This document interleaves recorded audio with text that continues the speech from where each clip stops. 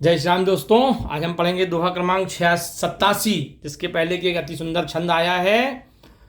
जोगी अकंटक भय पति गति सुनत रति मूर्छित भई, रोदति बदति बहु भांति करुणा करति शंकर पही गई। अति प्रेम करि बिनती विविध विधि जोरी कर सन्मुख रही, प्रभु आशुतोष कृपाल शिव अबला निरखी बोले सही। गोस्वामी जी कहते हैं कि योगी जन निष्कंटक हो गए।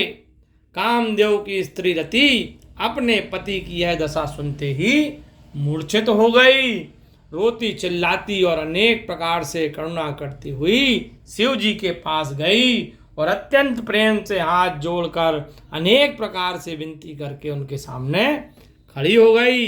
शीघ्र प्रसन्न होने वाले दयालु शिव जी स्त्री को देखकर सुंदर वचन बोले।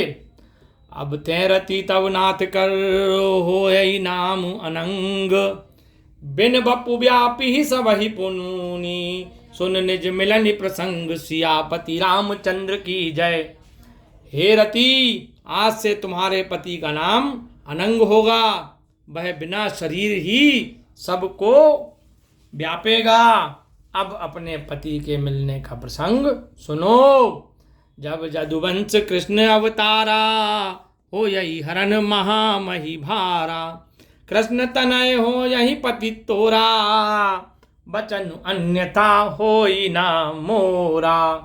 जब यदुवंश में पृथ्वी के बढ़े हुए भार को हरने के लिए श्री कृष्ण अवतार लेंगे, तब तुम्हारा पति उनका पुत्र प्रद्युम्न होगा। मेरा वचन अन्यथा नहीं जाएगा। रति गवनि सुनि शंकर वाणी, कथा अपर अब कहूँ बखानी, देवन समाचार सब पाए, ब्रह्मादिक बैकुंठ सिधाए। शिव जी की बात सुनकर रति चली गई। अब मैं दूसरी कथा कहता हूँ। ब्रह्मा जी देवगणों ने यह समाचार सुने तो बैकुंठ को चले गए। सब सुर विष्णु बिरंची समेता, गए जहाँ शिव कृपा निकेता। पृथक पृथक तिन कीनी प्रशंसा, भय प्रसन्न चंद्र अवतंसा।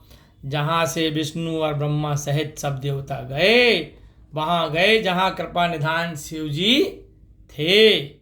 सबने अलग अलग स्तुति की। तब चंद्रभाल शिव जी प्रसन्न हुए। चंद्रभाल मतलब उनके माथे पर चंद्रमा था। बोले कृपा सिंधु वृष केतु, कहूँ अमर आए के ही हेतु। कह विधि तुम प्रभु अंतर जामी, तदपि भगति बस बिन बहु स्वामी। कृपा के समुद्र भगवान शंकर जी बोले, हे देवताओं, किस निमित्त यहाँ आए हो वो कहो। ब्रह्मा जी ने कहा, हे प्रभु, आप तो अंतर्यामी हैं, और हे स्वामी, भक्त बस आपसे विनती करता हूँ। बोलिए राजा रामचंद्र सरकार की जय।